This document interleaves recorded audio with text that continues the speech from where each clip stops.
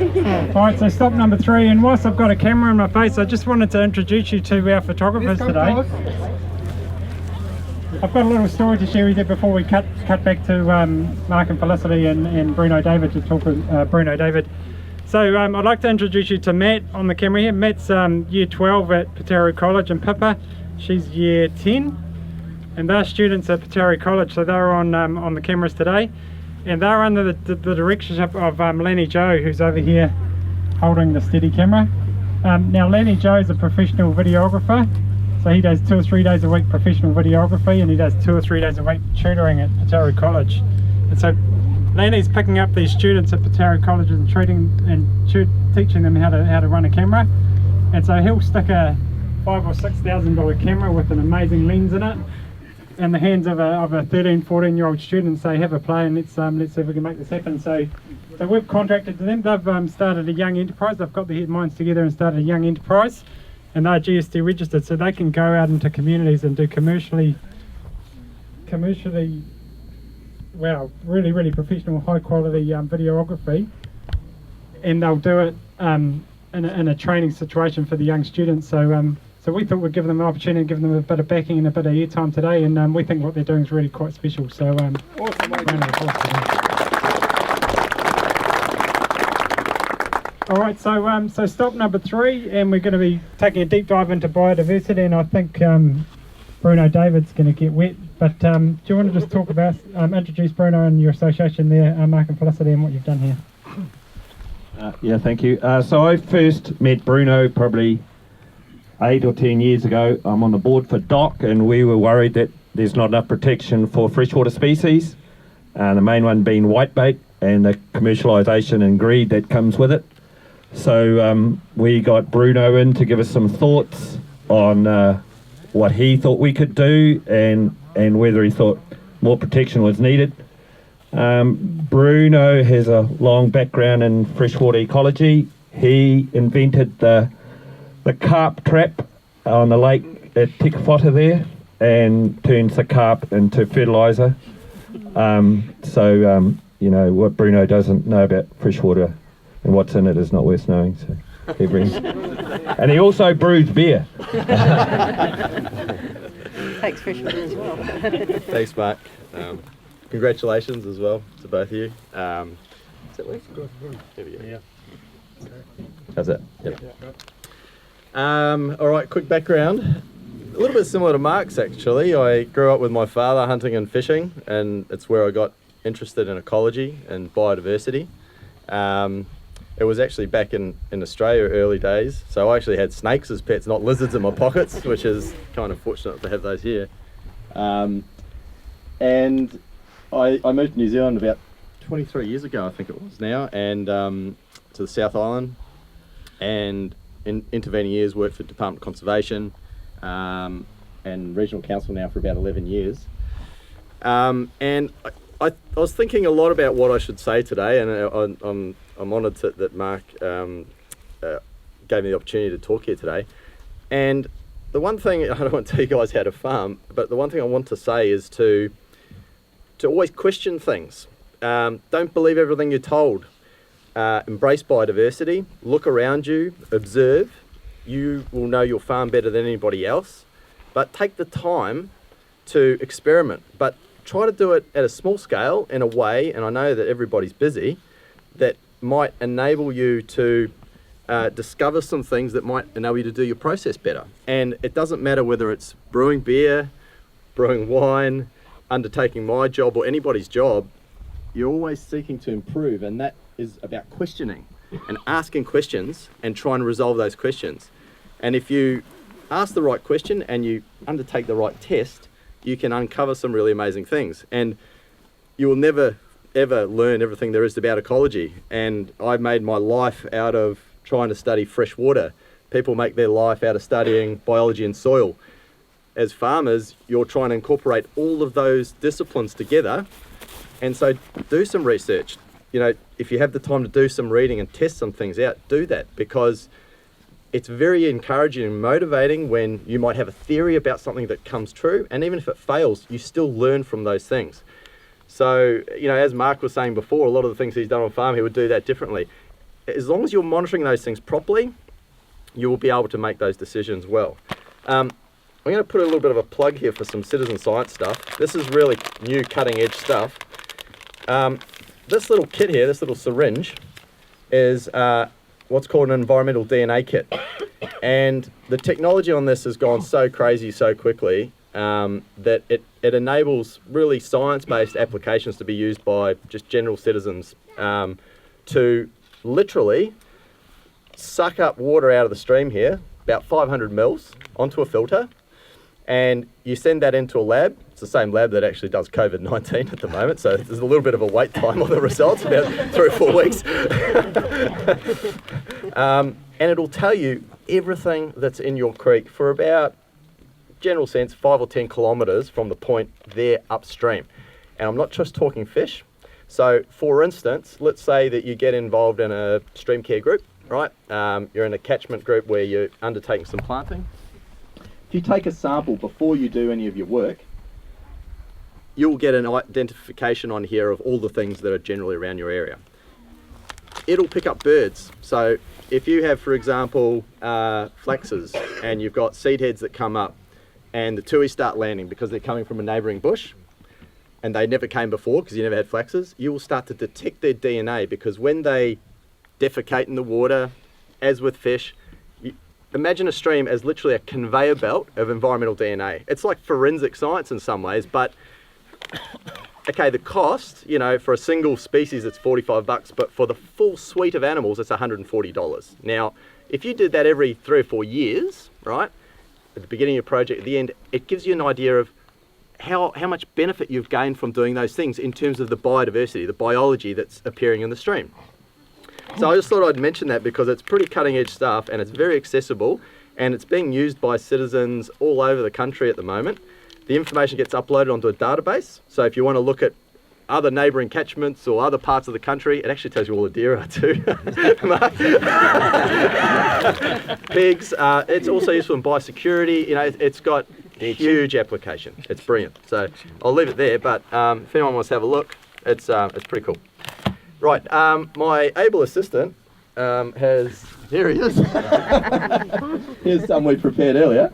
Has been diligently digging away in the creek here to dig out the 3 or 4 main species that are in this general area. We run a very large state environment monitoring program, 150 odd sites across the region. We sample them with a standard approach, standard protocols. And what we're basically doing is we're looking at the fish, we're looking at the bugs, we're looking at the structure of the stream to get an idea of how healthy it is. So, you know, a stream that has high pressures or has high sediment will be missing sensitive animals. But if we see those sensitive ones there, then we know the stream's in good health. This particular area through here is actually very, very interesting geologically. You mentioned the volcanic base to some of these substances before in your soil type, and it's within the Taupo volcanic zone. And this little beastie here, which you can all come and have a little look at later on, this little fish here is called an upland bully. Doesn't look like much, but is a very, very interesting fish in that where we are right here is pretty much the northern extent of its range in New Zealand. And its northern extent is here largely because of the geological history. So as you go on the other side of the divide, there's a different species called cransbully that takes over. So these fish, in a genetic sense as well, we can go back in history and they tell us a lot about how the land has formed. And it's the same in the South Island. There's a whole range of different fish down there that can, you can age in terms of how far they've diverged. And you can actually tell which river captures have occurred, how land has uplifted and created rivers that have gone in different directions, literally by looking through the organisms that were there before. So this is a very interesting area for that. So that particular fish there is non-migratory. And what that means is that a lot of New Zealand's fish will move from the ocean, come into fresh water as juveniles, the whitebait. Elvers will return back from Tonga. They'll spend their life in fresh water, they'll reproduce in fresh water, and they'll send their larvae out to sea. So they're called migratory fish, and they need a full open corridor. Where we are here, the eels that are in this bucket, short fin and long fin eels, have come up over the through Mokawiti. And historically there would have been some falls there, so New Zealand species with a very steep landmass have evolved fish that have climbing capabilities. So you might have seen elvers climbing up bedrock walls. Some of the whitebait species can literally climb 20-metre waterfalls using their fins as juveniles. They literally clamber up the wet edges and can get into places that you would never expect to find fish without realising that they've actually come all the way from the ocean. So, oh, I didn't see that one. that's a cracker. Oh, that's a good one. Yeah, so maintaining river connectivity, and for a lot of the farming community around here, when you put a culvert in, not only is that culvert important for keeping the road network open for fish, and that's always something you need to think about, but it's also important in terms of the sediment that moves through the watercourse. So we certainly advocate, it generally costs more to put in a bigger culvert, but in the long run it probably costs you less, because if you put an undersized culvert, generally what will happen, and you've probably all seen it, it'll perch at one end, it'll scour out downstream, create a big scour hole, you get all the erosion, you have to deal with it, you have to pull it out, put a new one in. You put in a proper sized culvert, the fish can get through, the sediment can get through, and you don't have to touch it again. Costs a little bit more up front, do it right first time. So just basic things, you know, we see so many undersized culverts and they really do present a big network issue for fish and sediment.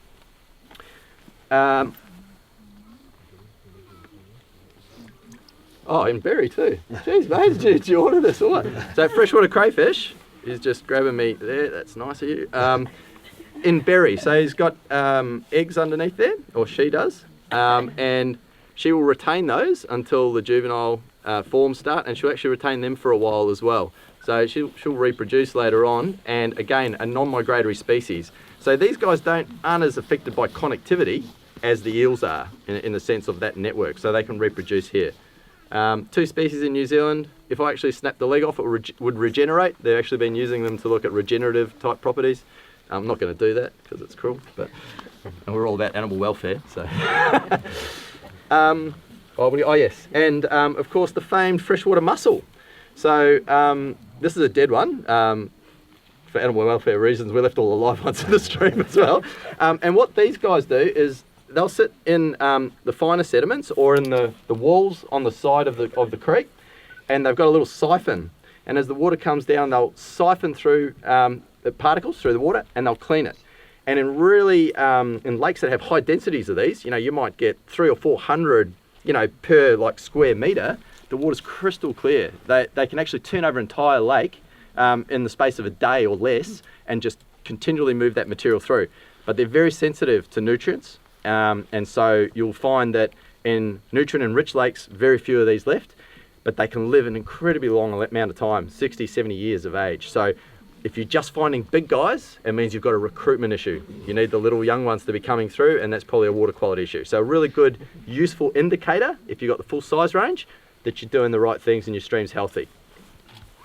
I don't know. Feel free to ask questions. Come up and have a look at this massive eel here. And the other little guys, and yeah, happy to answer any questions. Bruno. So Bruno, I've got a dead fat dairy farm. It's about 30 k's from Morrinsville, every paddock square. I've got a couple of drains down the back. I'm in it for the money, man. I'm a dairy farmer. I'm here to make a whole lot of money. Yep. Why is biodiversity important to my business? So that's a good question. A lot of you have probably heard of you know, regenerative farming practices more recently. They make good logical sense. You know, before we were standing underneath those beautiful kaiakatea. So on the one hand, for well-being, you know, it's brilliant sitting underneath an area like that. You've got fantails buzzing around. Behind us we've got hebes that are in flower. Bees land on those flowers. They go back, they pollinate.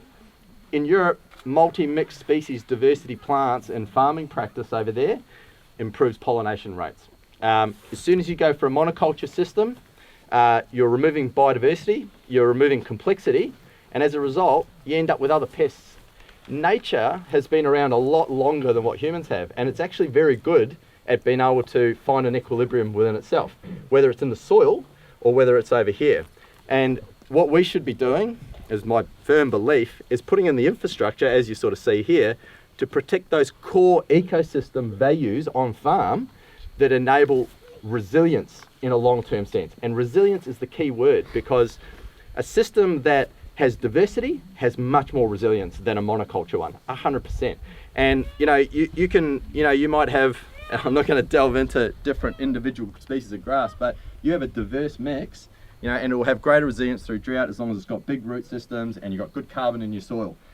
If you overpower that land, and yep, you might make the money short term, but the long-term resilience of that land with a changing climate, you're going to suffer, and so diversity across the board makes good sense rather than pigeonholing yourself into one thing. And that's true of everything. Even in brewing practice, actually. If you just make a pale ale, mate, you're going to be dead, Probably like just making milk powder, maybe. I don't know. But, diversify, and think about the different opportunities. Someone grows some hops in the Waikato. I mean, it's brilliant. They grow fantastic, huge value. Down south, they're going crazy. There's all sorts of opportunities. I know that it's hard, you've been told certain things, but you just need the motivation to try something different, So, does that answer your question? Maybe not. So biodiversity is important, and the government recognises it as being really important.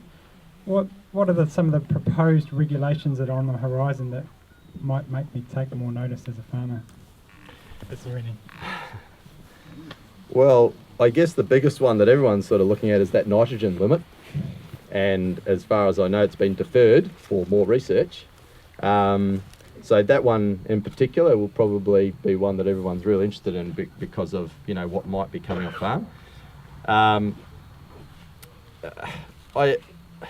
I guess that, yep, there's regulation, but at the end of it, it's about, I think, as an individual, how can you do your job to the best of your ability that gives you security for the future in terms of the land that you're managing, your husbandry of that land. So regulation or not, that should always be forefront in your mind about, and your well-being actually, enjoying those things, as these guys are, of looking at the fruits of their labour, of that other infrastructure. So, there's a lot of regulation coming in, but what actually transpires is yet to be really clearly determined. I mean, a lot of those targets around things like MCI values in streams, improving those sorts of things.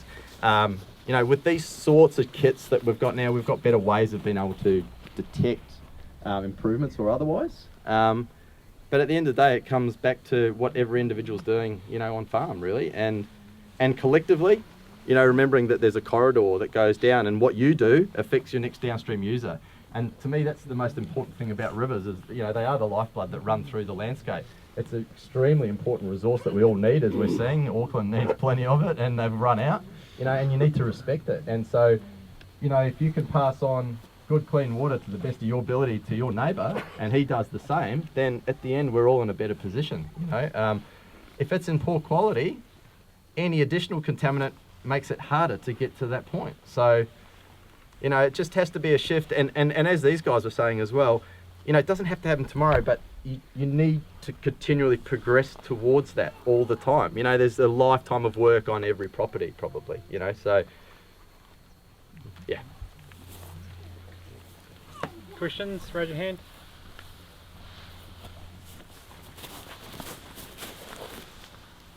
So my question is to Mark and Felicity, and I guess you've got a fantastic palette that you have created across this landscape, and we're here appreciating what you've done.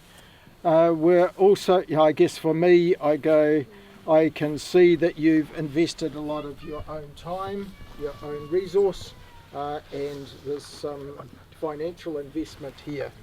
You're running a business. What's your view of what you've done in terms of its delivery to your business's bottom line?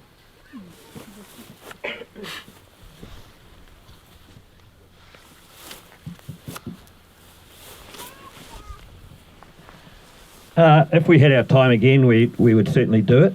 The funding has been great, but if there was no funding, we would have still done it. A farm is our asset. We think it's improved our asset, both in value and as well as in its aesthetics and easy to run. To me, it's a no-brainer. Yeah, just the enjoyment we get out of it is terrific. So I don't think it's had a negative financial impact. In fact, I think it's had a positive financial impact because it has enabled us to run it more efficiently. We haven't lost any usable farm area from it. We've had the funding because we've chosen to do the work ourselves to do it.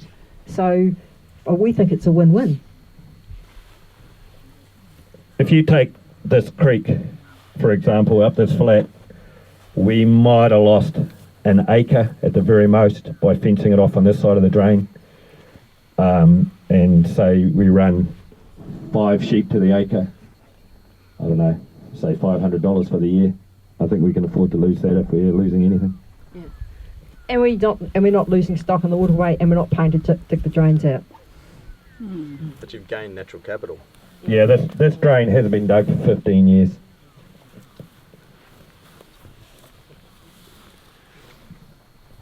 So we're going to have to go quite fast because the steaks are overcooking, but we've got time for 2 more questions and then we're going to wrap it up. So, Michelle.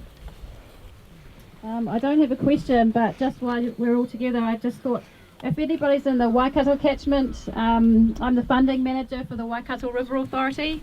Every year we grant about $6 million to environmental projects associated with improving water quality. This year's funding round closes on the 13th of August, so if anybody's interested or knows others that are interested, I have a few brochures and funding strategies here with me today, so come and have a chat. No, Thank you, just Michelle. with the cow scheme on both the Mokariki and the Mokau, the whitebaits still get up into these streams? The question was, with the scheme downstream, do whitebait still get up into these streams? The climbing species do in some of the transfers that occur, but Those species are much higher up the top ends of the catchment. Certainly probably not as many as used to, in fairness. There's consent conditions around how they manage that down there. Obviously people need power as well. There are some, but not as many as historically would have been.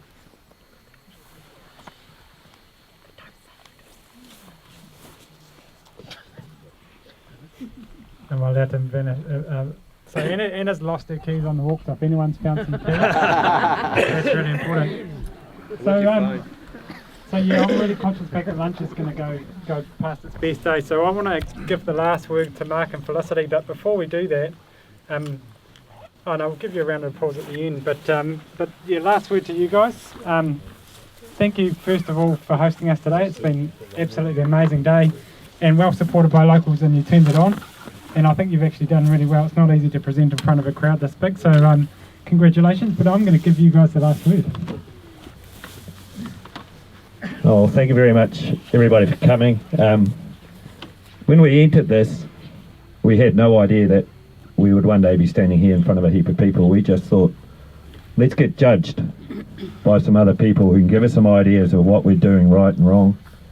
And so we carry on in the right direction. So, yeah, thank you very much. Yes, thanks everyone for coming and sharing. And I'd really like to thank our 3 speakers. It's been great. I've learnt things from them.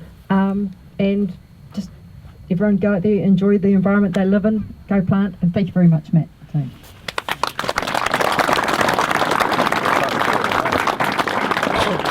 Yeah, so on your way out, make sure you walk past the hill. Make sure you walk past the hill on the way. That's pretty stunning. So this afternoon, by choice, Mark and Felicity asked if we could make it really good social time down at the Aria Club. So come and join us for lunch down there. Lots of opportunity to network. There's some big funders in the room. Hit them up. But enjoy your afternoon, and really appreciate your support. Well done.